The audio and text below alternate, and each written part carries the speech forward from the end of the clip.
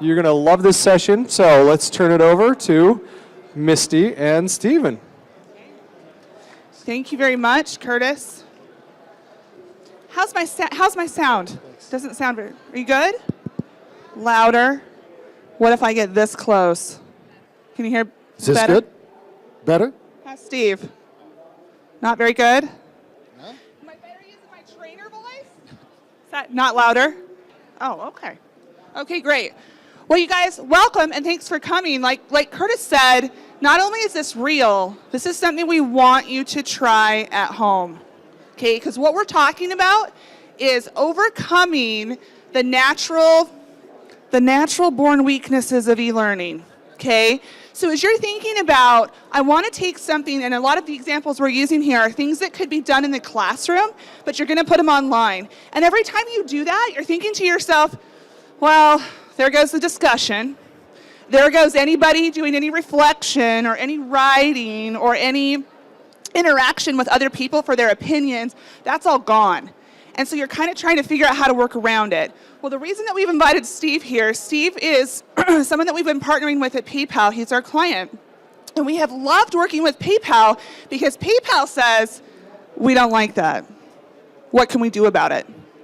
And it forces us to say, well, what could we do about it? And so that's what we're sharing with you here today, is how literal case studies of courses that we've done showing how to overcome those weaknesses and really amplifying the asynchronous experience through very, very simple technological tweaks that were native within Storyline. So that's what we're showing. So I'm going to turn it over to Steve. Thanks, Misty. And as soon as I get introduced like that, we're not high maintenance by any stretch. We just want to challenge the status quo as much as we can. Can't hear me? Is that better? Yeah, really loud like that. Wow. So we just want to challenge the status quo as much as we can. We're not high maintenance by any stretch. And so let me start off just kind of doing my due diligence to talk a little bit about PayPal. And we are a 2-year-old company with about a 2-decade history. So we just recently split off from eBay about 2 years ago. Just out of curiosity, how many people have a PayPal account?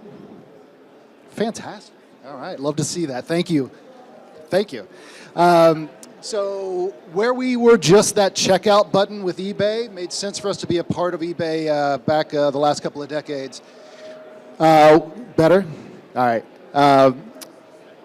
We recently split off, save you the long sorted details around that, but we have a tremendous opportunity for in-app purchases, in-store social context now, and so it really made sense for us to split off from eBay, and it made sense for eBay to kind of split off from PayPal as well. So more than just that checkout button that you might have been used to, great opportunity in the digital space, digital payment space for our company. A little bit more what we do. We have a great opportunity for our network in terms of community empowerment, next generation commerce, merchant choice, and social commerce as well. So some subsidiaries of PayPal, Zoom, it's kind of the modern day Western Union where you're able to send money to your loved ones overseas. Venmo, who here has a Venmo account? Great, did you know that was a part of PayPal? So yeah, a lot of things that you see out there in terms of the social context is affiliated with PayPal. A lot of things from a platform perspective, looking at Braintree from a digital payment space. Our Braintree platform provides the stack for a lot of the digital payment space, and so we're really, really proud of that. So just a little bit of background as it relates to PayPal. Looking at PayPal from an innovation standpoint, our external brand, taking it internally to our employees. We're about 18,000 strong globally. And when it comes to our cultural pillars, we kind of live and die, so to speak, on our cultural pillars: collaboration, inclusion, wellness, innovation. And so when we talk about PayPal as an innovative company for our external clients, we also look at it for our internal clients as well. So working in the learning space, we are part of the corporate learning function. We have different learning and training teams that we partner with that are part of the different departments within PayPal. But from a corporate learning space, we have to look at things just a little bit differently in terms of meeting some of the challenges. And when we look to innovate, we look at various ways in which we can do so. And so when we look at our learners and where they are and how we can meet them, this is a great slide, very busy slide, but it's a great slide. I don't know if you've seen this. It's about 18 months, 2 years old from Bursum by Deloitte. So very overwhelmed, distracted, very impatient. Great slide to apply to your environment as well. So think about your learners as I'm telling you about our learners, because I think there's going to be a lot of similarities there. So looking at the untethered, on-demand, collaborative, and empowered aspect of the learner and how little time and how little patience they have in which to learn. This is the reality we face, and this is what we need to address. Specifically with those two, the untethered and the collaborative. We are a very dynamic company. We look at innovation not only from an external standpoint, what can we do to start to innovate and bring new things to the marketplace, but as far as the way in which we do that, very much untethered in terms of us being a global company. We have to be nimble, but we have to talk to each other. And that's one of the things when it comes to company information, the sharing of information, the collaborative effort that we need to embrace. Those are some of the challenges we face. Okay. So when it comes to looking at where learners are, where their needs are, so the different modalities of instructor-led training, is it going to be virtual-led, is it going to be self-paced? We really need to understand how we can adjust to the global needs. So our mantra has always been global, scalable, reliable, repeatable. If that applies to you in terms of your mantra, I think there's going to be some similarities of what you're going to see in terms of what we've done and how it can apply to your company and your challenges that you face right now. So we always have that opportunity to meet the learner where they are. And I think for us, there's an inflection point. Do we do this ourselves, or do we look for really good partnerships with some of the industry experts? And so we started to look at our capabilities, what we're trying to do, how can we challenge the status quo. Sometimes we can handle things internally in terms of the resources we have. Other times we can't. And so this is one of those opportunities. We partnered with eLearning Brothers on a couple of things that we're going to show you. We're going to go through better. We're going to go through a lot better. We're going to go through about 3 case studies in a second. But before we get into that, I want to have Misty introduce a little bit more about the eLearning Brothers and the partnership there. Yeah, and I'll be quick, guys. Hey, when we come down to DevLearn, you guys see the orange everywhere, right? We're talking about templates. But I just want to make sure that at least this group of 50 knows there's another side to our business, and it's called custom, okay? So we're a great extra set of hands for companies like PayPal, also for very small entities who need some help. Hey, I can design this course, but I don't know how to build it. Or hey, we've got to do 80 courses this year and our team can only do 10. Or hey, we want to do something innovative and we don't know how. Can you help us see that and then teach us how to do it going forward? Many, many, many different types of opportunities on the eLearning Brothers custom side, but we create custom courseware. And so we're going to show you some examples of what we did with PayPal. Just want to mention too, loved working with PayPal because we have this shared value of excellence and innovation, and that's part of what produced this. But we also are members of the Rockstar Alliance. And within that alliance, we have access to be able to create a learning solution in almost any modality within the learning ecosystem. And so it makes us we just have a lot of friends in high places. So this is one that we did in-house with eLearning Brothers, so we'll show you more. Okay, so for the 3 case studies we're going to talk about today over the time that we have remaining: connected experiences in asynchronous learning, personalized learning outputs, voluntary completion of compliance training. And we'll talk a little bit about each one of those in particular. I want to make particular note in terms of if I put myself in your shoes. I attended one of the sessions yesterday about storytelling, and empathy is one of the best things that we can embrace as presenters or training individuals.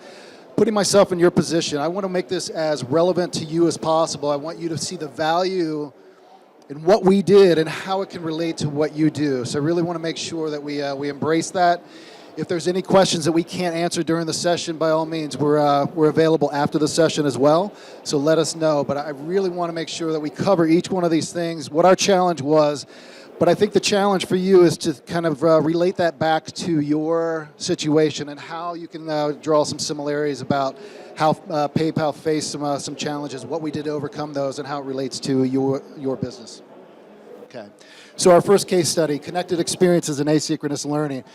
So our challenge, we have a new hire orientation, not onboarding, it's orientation to the company. And so we have about an 8-hour session that we hold in the classroom. And so from a scalability perspective, it was very difficult for us to have the resources, particularly after the eBay split, to have the resources globally to support something like that. So go through an 8-hour session in the classroom. You have an experience around our people, our products, our priorities. Those are the 3 things that we focus on.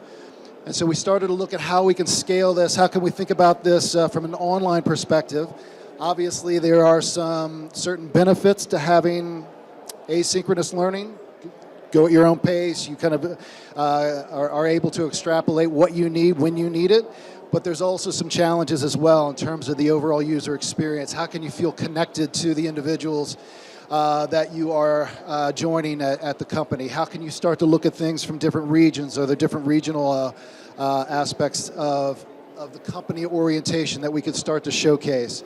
And so that was the challenge. And so our solution were these self-paced modules, leveraging people and technology, start to look at how we could incorporate a little bit of human connection back to our company orientation. So looking at the people component solely, how can you start to understand what people are thinking as they just joined the company?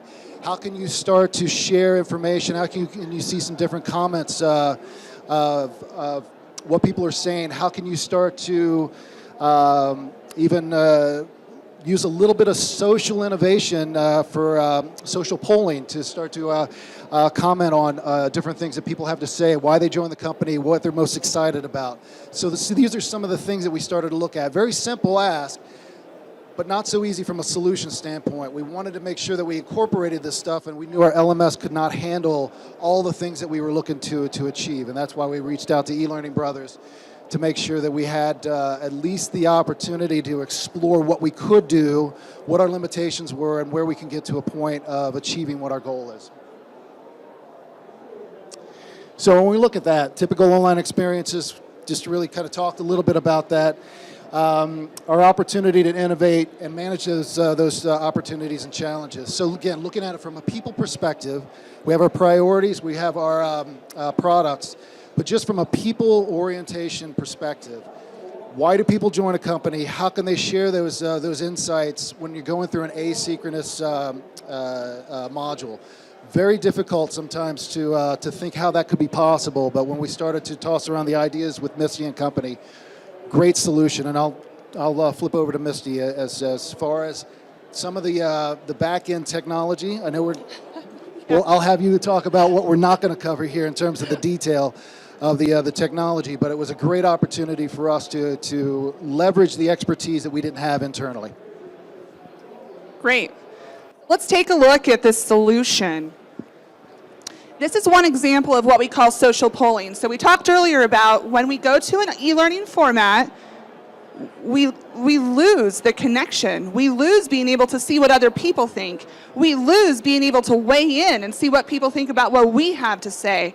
And so what we've got here is what we call social polling. And this was embedded in various parts throughout different courses, but this particular one is from the people course. So it's your first day. You're taking a product where you're learning more about PayPal, and you get to this screen where it says, hey, why did you join PayPal? Why did you come to the company? They've just watched a video from really happy employees that are talking about how much opportunity is at PayPal, how much they love the people, how much they love the opportunity to innovate. There we go. Testing, testing, testing. Okay, it kind of cut out, didn't it? And so So we can do this with any question, but this particular one was, why did you join the company? So they come in, and first of all, we have them select their location, because we're wanting to emphasize, again, this is a global company, so let's take a look at what everyone had to say globally, but if you want to filter down to see what people in your region have in common, you can do that, but we have to collect that data point first. So they come in and they put, hey, yeah, I'm in North America, and for me, I joined PayPal because of the opportunity. Then what they're able to do is give a little bit more of a description. What does that mean to you? What type of opportunity were you looking for? But what's so nice about collecting this data is not only have we made up for the fact that someone's not in a classroom with 25 other people sharing ideas, we've gone further, because now they're going to see hundreds of responses. And that's what they get on the next screen. So what you're seeing here is the results of their input. See if my laser pointer will work. So here you can see we filtered by all, so they're seeing the global responses. And here, this is how many people have also indicated that they joined for opportunity. So if I've said opportunity, I know I'm in the majority. Gosh, a lot of people join the company for the opportunity. And here's exactly how many. If I click on this area, it starts to show me all of their responses. And we also have an upvoting feature. So when as people are reading through and they're like, oh, I really like that, okay? Now, why you joined the company? But if you want to do some best practice sharing, how do you handle a customer who's difficult? How are you selling products? How are you? So the applications for this are endless. Now I can go through and I can see what other people had to say. And because it has an upvoting component, it encourages people to actually give a quality response. I want to know if there's one person here who would raise your hand to say, oh yeah, when I'm in an e-learning course and there's a fill in the blank thing, I don't just type ASDF, and click next. Okay, we all do that. And so as we were thinking through it, we're like, well, we don't want that. We know that everyone knows no one looks at it. Everyone knows, okay? So what can we do? Let's show it to other people and let's let them vote on what the most quality responses are. And we see that people are participating in it, and it worked. So they upvote, but they can also flag, because that was our other concern. What if people get in here and start seeing some pretty crazy stuff, right? Or, I don't know, I just joined PayPal for the money, or whatever, right? So we wanted the client to have the opportunity to go in and edit that a little bit. So if a user finds something, they can flag it, and there's a back-end system that they can log into to come in and edit some of these if something terrible were to show up. But it also automatically filters it by the most popular responses. So it's kind of fun, because if you put your responses in, let's say it was something more skill-based, right, where you were sharing some best practices, you could come into this module and check it again to be like, hey, do people like what I had to say? Because that's what Facebook is built on, right? So you can do the same thing here with your learning. We are not going to go into the uber technological details of how this was done, but I want to give you a high level, because the message is, although we have some limitations in the e-learning space, it does not take a ton of work from supplemental technology to be able to add to what programs like Storyline can already do for us in order to help us overcome some of these obstacles. So I'm going to give you the high level. If you have super technical questions, I am incompetent to answer those, but this guy is not. His name is James Kingsley. He's our senior learning architect, and he will also be in the booth afterwards. So if you want to talk a little bit more about this, you can. But the high level is, what we did is the form that you were looking at was created on a back-end web server, and that's very easy to pull into Storyline via a web object element. Simple. Our problem was, how do we keep track of who this person was and what they said, so that when they come back, we know that they already took it and we can show them their results? How are we going to do that? So for that, we had to use a little bit of JavaScript. But ultimately, this was actually pretty simple, because most of it was just done through a web page. And we all know those are pretty simple. So it was pretty good on that one. I'm going to let Steve talk about the results of what they're seeing as they've implemented this throughout all 3 courses. Thanks, Misty. So, again, we came to our partnership not really knowing how any of this would work, if it would work at all. So that's the benefit of coming into the discussion and say, hey, this is what we want. Can you make it happen? She says yes. As soon as she starts to explain how it happens, My eyes start to cross. I go blank. I'm like, however it works, it's fine. That's great. As long as we know it works, and it's been working beautifully. And there have been virtually nobody that's said anything profane or things that we had to delete. Virtually no one? Virtually no one. Okay. I'll save you the gory details. Good thing we about built the that. flag. It's actually a fun story. You might want to ask me afterwards. I'll share. But as far as the reaction, overwhelmingly positive. So this has been over 5,000 individuals that have accessed and completed the course. And so did we kind of accomplish what we were supposed to do? Absolutely. We wanted to make it as interactive as possible. We wanted to make sure people felt that connection, not only to the company, but to the people within the company. That's a really, really hard ask. And it's really something that's really hard to accomplish with just e-learning. How can you feel that human connection?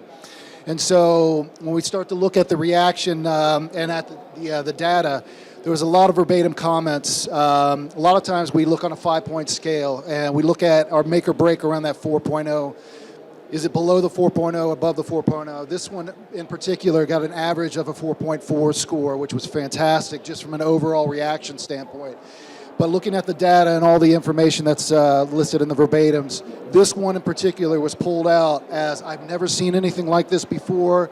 I feel connected. It was great for me to share some things that I was feeling. Great to see some of the reactions, not only within my region, but globally. So not only was it just a huge, huge win for us, but the data and the supporting information that we continue to see has been nothing but positive and overwhelming. Anything else, Misty, as we... No, do you guys have any questions about that before we move on from this case study? We've got 2 others. Okay. All right. So our next case study is around personal learning outputs. And so when we look at, this is still within the people, products, and priorities modules that we have together as one curriculum. It's called Welcome to PayPal. So these 3 modules, part of the one curriculum, when we have people come into the classroom, there's certain workbook exercises, there's some things that we have them really kind of think about and fill out as an actionable takeaway once they leave the orientation. And so when we started to look about having that global, scalable, reliable, repeatable mantra that we have, how can we try to replicate that experience in the classroom over to the online avenue, the asynchronous learning. So that was our challenge. How do we provide that consistent learner experience regardless of modality? And then here's our People Plus Technology Take 2. And so if we look at the different ways we approach this and the different takeaways that our learners would be able to experience that somewhat replicate what we do in the classroom, that was the ask. And that was when we came into the partnership, how can we make that work? And I'll turn over to Misty. So one of the things that was cool about what they had already set up was they're like, hey, it's your first day. Let's get to know who you work with. Who's your boss? Who reports to you? Who are your peers? Where are those people? One of the most confusing pieces about working for global companies is just where are people and who are they? So they wanted people to create their own social map. They have an intranet system called the Bridge, and they would encourage people, hey, we're going to give you 20 minutes. Go log into the Bridge. We want you guys to start copying this down and make your own personalized organizational chart. That was super cool. How am I supposed to do that in Storyline, right? So we had to think about it. And here's what we came up with. So this is a screen from the course, and you can kind of see the steps up here. First, you download the guide that shows you how to use the intranet tool called the Bridge. Then you open it up and launch it. And they have 2 monitors. And so they're able to look at that. And then they start to come in and build a customized online organizational chart that they can later on print. And the printing is a piece of a personalized workbook, which I'm going to show you in a second. And I'll talk about the technology for both. So here, when I say that I want to add somebody, this is the screen I get. Are they a VP, a manager, a teammate, or a direct report? Who are they? Where are they? What's the information that I'm pulling out of the Bridge? And then I add them, I save it, and that's what starts to create this personalized learning chart for me. I want to talk a little bit about how this was done. I almost hate to show the Flash logo, but this was done in Flash. Okay, so via object-oriented programming in Flash, that module that we were talking about is the same one as used for each one, and then as they go to store it, it stores it out as a different identity, which is managed inside a data model in Flash. It holds it there until it's ready for printing. I'm going to talk more about what that printing looks like in a little bit. The other thing that we had were these personalized learning outputs. So this is going back to the idea, like let's say you're teaching a leadership course, you're teaching a sales course, and you're asking people, hey, what are you going to do? Hey, what's your plan? Hey, how are you going to apply this? And you want them to take some time to think about it and write it down. As previously discussed in e-learning, no one's going to do that because there's no accountability. And they're like, well, and I can't even take it with me. I'm not going to come back and look at it on the LMS. So why am I going to take the time to do it? How can we solve that? So here's an example, and this is again from kind of the first day. This is where we're trying to get people to think about how to sell themselves in the organization and how to get a smart start with how they're presenting themselves. And so we ask these questions. What will others come to expect from you? What are you passionate about? What value will you bring to the table? And what characteristics are you known for? So for each one of these questions, we want them to spend some time reflecting, and we want them to write it down. But we're also telling them, you can take it with you. We'll take care of that. So they answer the question. And then at the very end, this is a screen from the very end of this particular course. And they've gone through about 4 of these exercises. So they have their social map. They also have their Smart Start questions, their brand value, and then we have them do a personal elevator pitch. These are things that just help them get a really good start in the organization. They've taken time to think about it. They've written it down. And now here at the end, they get to print out a personalized workbook that the course has compiled for them that they can take with them. When they click download, they're going to get something like this. It's not super pretty, but it's an HTML page, and it prints out a workbook that you wrote in. Probably wouldn't be that pretty either. So at least this is legible, unlike my handwriting. So it looks a little something like this, and they can see the answers to all of their questions, and then it prints out. And I'll talk to you a little bit about the technology that we used for that. So within Storyline, when they answer those questions, it's just going into a text block that's stored as a variable in Storyline. That's all native. When they choose to hit print, we need a little bit of help from JavaScript to come in. JavaScript is going to take all those variables and it's going to store them as a global variable in the browser, which will pass it over to an HTML page, which allows for that formatting that we just saw, and then people can print it right from there. If you want to know more about that, this is your guy. And then Steve will talk about some of the results they saw from that. Yeah, so a couple of things there is that when somebody's going through these modules, people, products, priorities, and they're faced with something like that, not a lot of people have the right frame to actually think about, okay, I'm an individual in this corporation. These are some good challenging questions that we pose in the classroom, but online, it gets people to think. It gets them, they're not that easy to answer, quite honestly. And so some of the reaction, we did get some mixed reaction, to tell you the truth. Some people really, really loved it, really embraced it. Other people just kind of wanted to learn about the products, wanted to learn about what the company does. And this kind of felt like work to them. And so we kind of heard about that as well. So, you know what? Yeah, I get it, but wasn't as useful as some of the other things. So we did accomplish what we were set out to do, is that to get the folks to think about it. How can we have the similar or as near identical kind of framework and experience, whether you're in the classroom or through self-paced learning? And so from a data perspective, same results. We had the one evaluation around this, but some of the verbatims that we looked at, this is where we saw a little bit more mixed reaction, because again, thinking of it from a new hire perspective, kind of coming into this, some people really, really embraced this stuff, and others just kind of wanted to move on and just kind of take what they needed to take. And so, again, yeah, and sorry, Steve. Yeah. As Steve and I were talking about this, we were like, gosh, there was kind of some mixed results. You know, should we share that? And I was like, well, yeah, because I think the same thing's true in the classroom, right? You give people time to work in groups. You give people time to fill out a workbook. Some people don't care. Some people aren't interested. And some people kind of just sit there and check their email and don't really fill out the workbook. So, but I think the point of this is you have the option. This is how you can have the option to do that, rather than not having the option at all, which is how it feels every day. Once you put something in e-learning, it's like, well, I don't even have that option. And some people did really take it and used it, and some people didn't want to. But I think that's also true in the classroom. And at least now we have the option. And also being empathetic to you and your situation. Think about your company, the people that are starting with your company. Is something like this good for them to think about as they embark on their career with your organization? I think you can draw a lot of similarities there for sure. Any questions on this particular case before I move on to our last?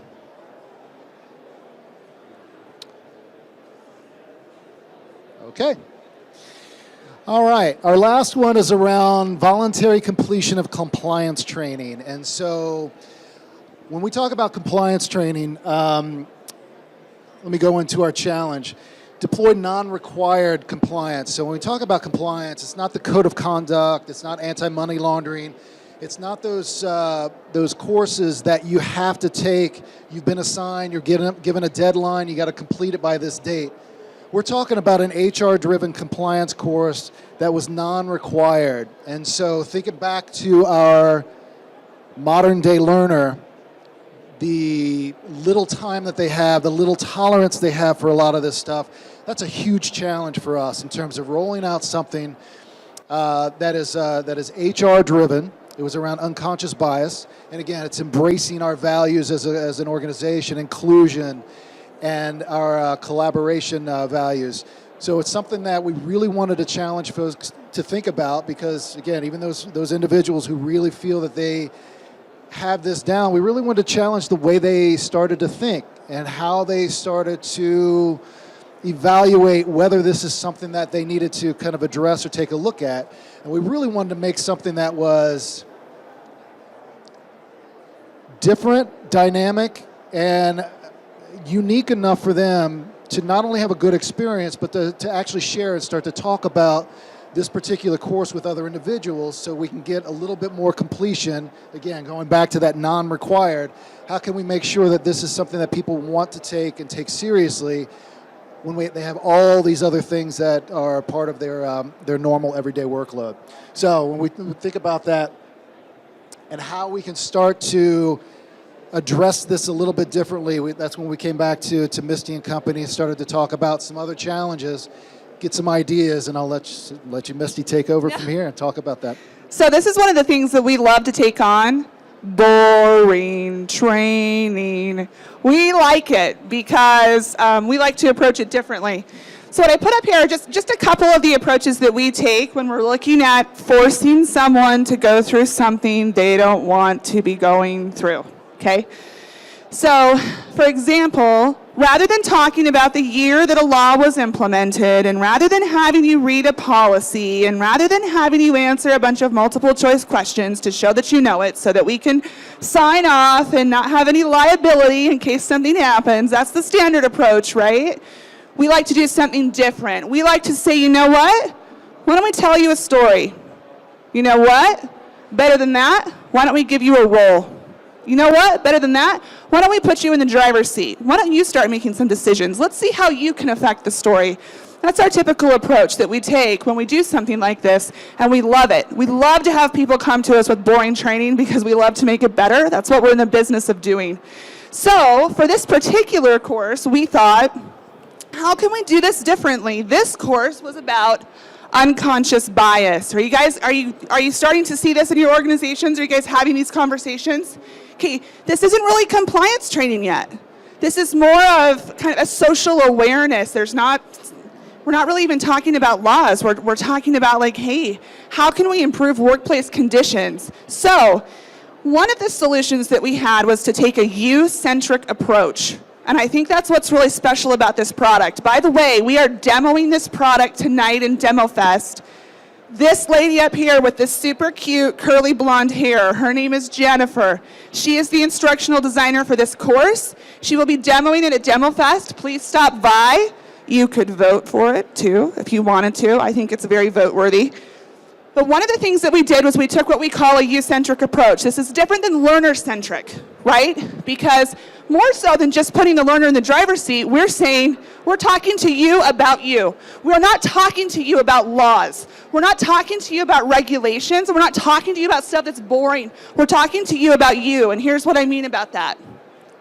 The course starts off by showing a couple resumes that come in. We start here with John Smith, and we say, how would you feel if you knew that your resume was 50% more likely to be looked at by an HR manager if you have a white-sounding name?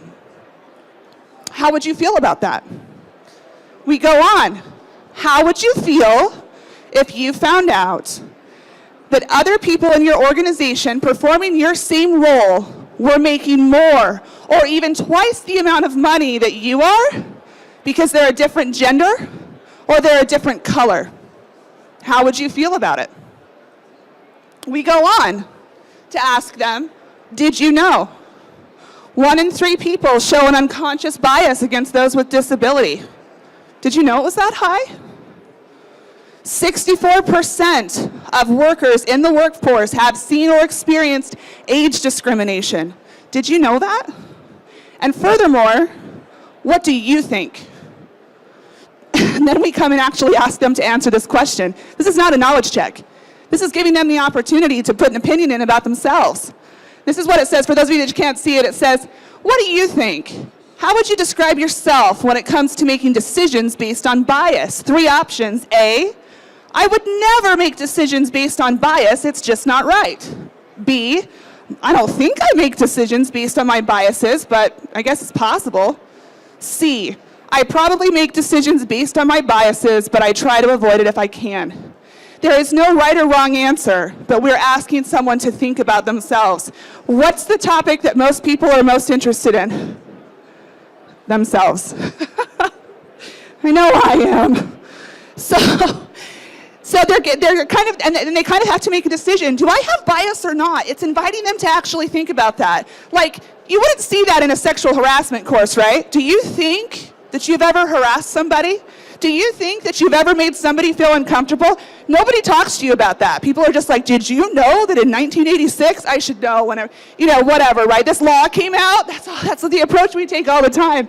But we're getting people to think about themselves. And the reason that I belabor this to a certain point, even ending with inviting them to think, do you think that we exercise and experience bias at this company? What do you think? We went that far. What this creates is it creates the type of self-reflection that makes this topic personal.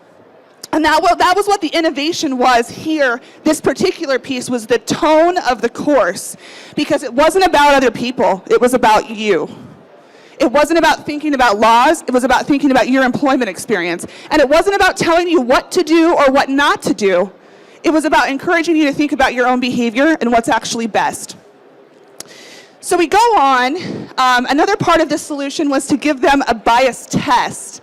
Have you heard about the implicit association test, anybody?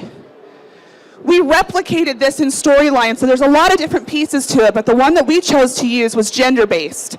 So there's 4 rounds to it, and in the first round, we ask people to look at an image and say, okay, is this male or is this female? Just make a quick pick. And it's very easy. People are like, well, yeah, it's a woman. That's fine, okay.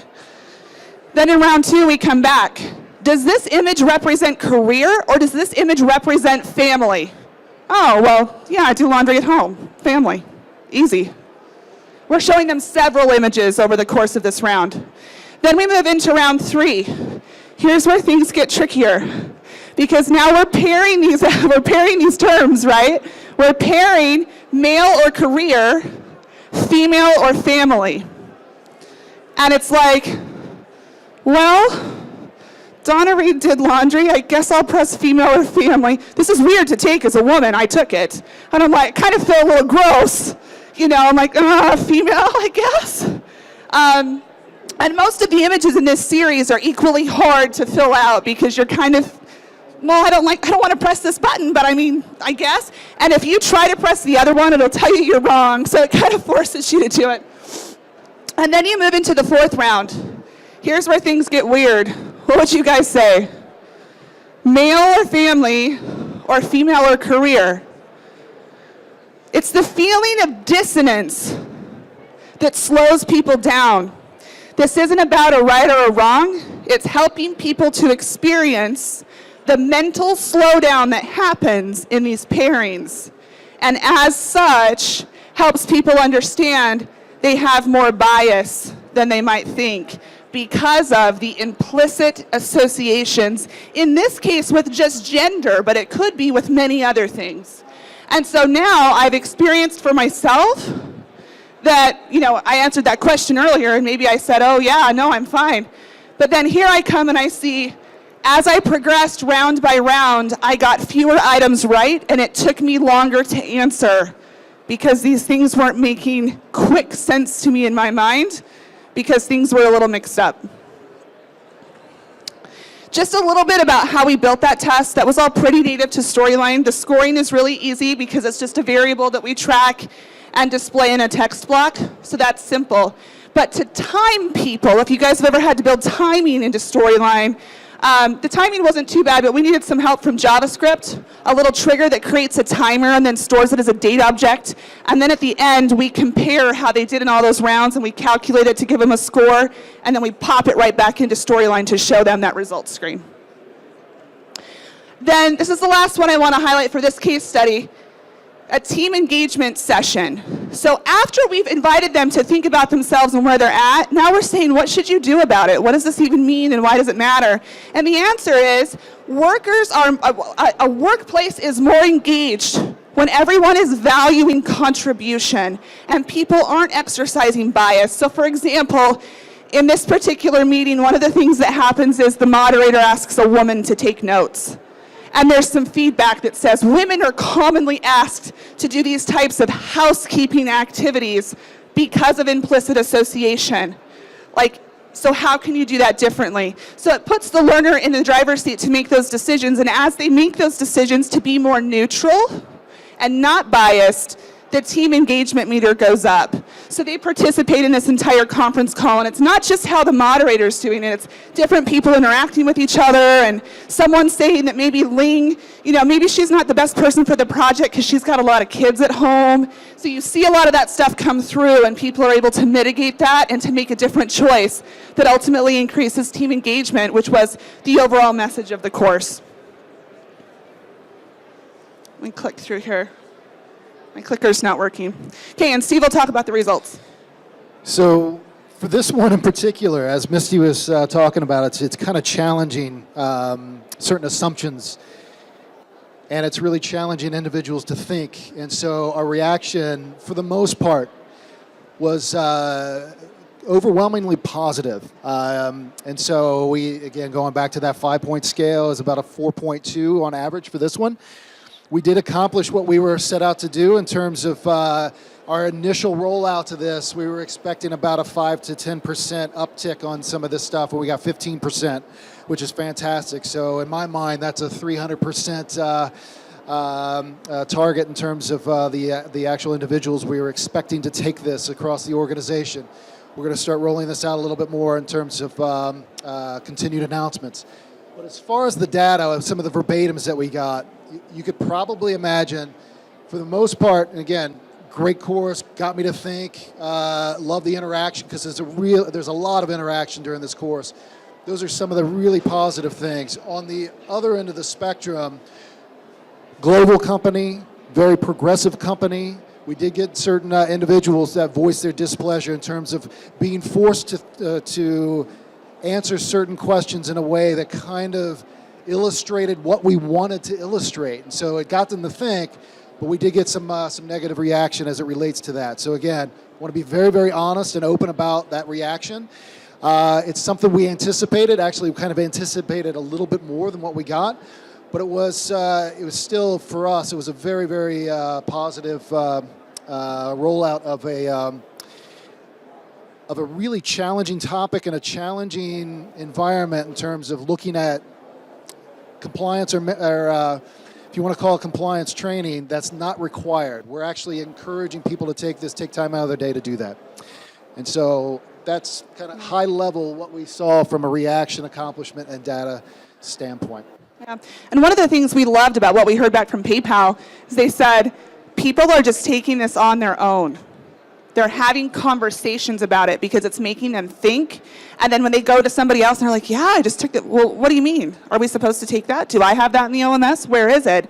and they're seeing it just naturally trickle through the organization. Can you imagine somebody voluntarily taking compliance training? But that's what they're doing. They're just letting it take root in the organization. They're letting people choose to complete it, and it's been a very cool story. Yeah, thanks, Misty. All right. So we're wrapping up here, guys, Yep. but these are 3 case studies that show the benefits of innovative partnership. And in this case, it's between eLearning Brothers Custom and PayPal, but it can be for you too. It can be the partnership that you have with your internal stakeholders, the partnership that you have with your clients. When we stop accepting some of the limitations of e-learning and we start to say, no, there's got to be a better way, let's put our minds to it, there are ways to overcome it and to make more. E-learning's my favorite medium, but everything has a pro and a con, right? We can overcome some of those cons through just taking some time and a little bit of supplemental technology to do that, and we encourage you to do the same, to get more out of that medium at your organization and with your learners. So, thanks so much. Thank you, Misty. Any questions? We're happy to take those, and we're going to be over here at the booth too. Let's give a big round of applause for Stephen and Misty. Thanks so much, you guys. This is a great session. They'll be in the booth as well. Don't forget, 2:35, we're giving away $10,000 worth of software, templates, everything else right here on this stage. So make sure you come back. But if you do have questions, just run over to the eLearning Brothers booth. We can talk about any of the custom solutions or templates.